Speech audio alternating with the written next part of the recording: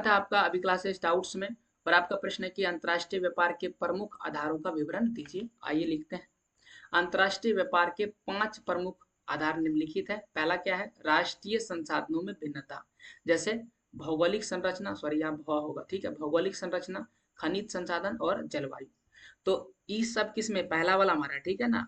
5 बताएंगे, अभी पहला ही बता रहे हैं, और पहला का ये 3 है, ठीक है, इसलिए मैंने क ख ग लिखा है। तो राष्ट्रीय संसाधन में भिन्नता, इस संदर्भ में निम्नलिखित 3 राष्ट्रीय संसाधन भिन्नता उल्लेखनीय है। सबसे पहले भौगोलिक भौगोलिक संरचना की बात करें। भौगोलिक संरचना द्वारा धरातल, ध होगा, धरातल ध, ठीक है, धरातल। धरातल कृषि संसाधन, पशु संसाधन से मिलने वाली भिन्नताएं निर्धारित होती है। पर्वतीय भाग पर्यटकों को आकर्षित कर अंतर्राष्ट्रीय व्यापार को बढ़ावा देता है। अब हम खनिज की बात करें तो विश्व में मिलने वाले खनिज संसाधन में भी भिन्नता मिलता है। किसी देश में खनिज अधिक है, किसी देश में खनिज क्या है? कम है। अब जिस देश में खनिज ज्यादा होगा वहाँ अंतर्राष्ट्रीय व्यापार भी ज्यादा होगा, और जिस देश में खनिज कम होगा वहाँ अंतर्राष्ट्रीय व्यापार भी क्या होगा? कम होगा। संसाधनों के असमान वितरण से भी अंतर्राष्ट्रीय व्यापार को प्रोत्साहन मिलता है।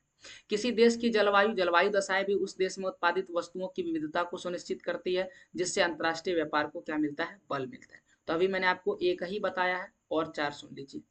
ये हो गया दूसरा। फिर अभी तीसरा, जनसंख्या कारक।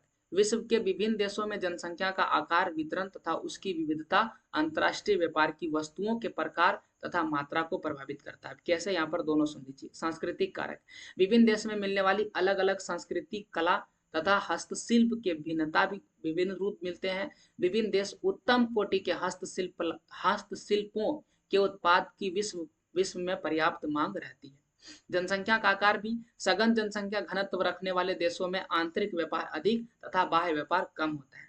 उत्तम जीवन स्तर बनाए रखने के लिए रखने वाले देशों में आयातित उत्पाद की मांग अधिक होती है, जबकि निम्न जीवन स्तर रखने वाले देशों में आयातित वस्तु की मांग क्या होती है? कम रहती है।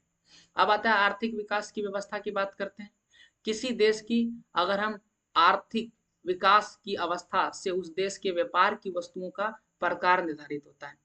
कृषि प्रधान देश में विनिर्माण वस्तुओं के लिए कृषि उत्पादों का विनिमय किया जाता है, जबकि विश्व के औद्योगिक दृष्टि से संपन्न राष्ट्र, यानी जहां ज्यादा फैक्ट्रियां हैं, मशीनरी व निर्मित माल का निर्यात करते हैं तथा कच्चे माल तथा खाद्यान्नों का क्या करते हैं? आयात करते हैं।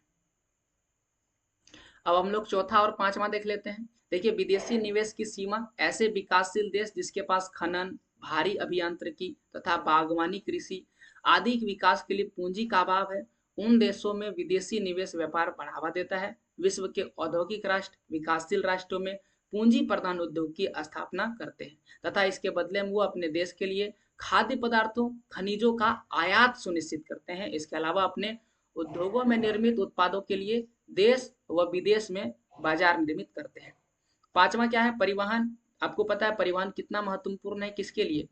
व्यापार के लिए। वर्तमान में रेल हो गया, समुद्र हो गया, वायु परिवहन हो गया। विकास व विस्तार तथा प्रशीतन व परिरक्षण की बेहतर सुविधाओं ने अंतरराष्ट्रीय, यहाँ होगा प्रशीतन, प्रशीतन क्या होता है? प्रशीतक भी इसको कहते हैं, प्रशीतक होगा, ठीक है, यानी ठंडा रखने वाला, ठीक है, फ्रीज वगैरह वाला जो जहाज आ चुका है, जिसमें ठंडी खराब लंबे समय में खराब होने वाली वस्तुओं को सुरक्षित रखा जा सकता है। जैसे मान लेते हैं कि आपको सब्जी ले जाना है, तो सब्जी आपको पता है खराब हो जाएगा। कई बार मछली पालन करते हैं, तो मछली अगर हम बेचने के लिए जाएंगे, उसको लेना तब प्रशीतक आएगा, ठीक है। परिरक्षण भी आ चुका है, तो इससे क्या होता है? अंतर्राष्ट्रीय व्यापार को ज्यादा बढ़ावा मिला है, ठीक है। अब उन वस्तुओं को भी ज्यादा दूर तक ले जाया जा सकता है जो जल्दी खराब हो जाता था। तो ये था आपके सवाल का जवाब। हालांकि ये जवाब थोड़ा बड़ा था, आप आसान से इसको लिखिए कॉपी में, एक दो बार पढ़िएगा तो याद हो जाएगा। ऐसे और बेहतर वीडियोस के लिए चैनल को सब्सक्राइब कीजिए।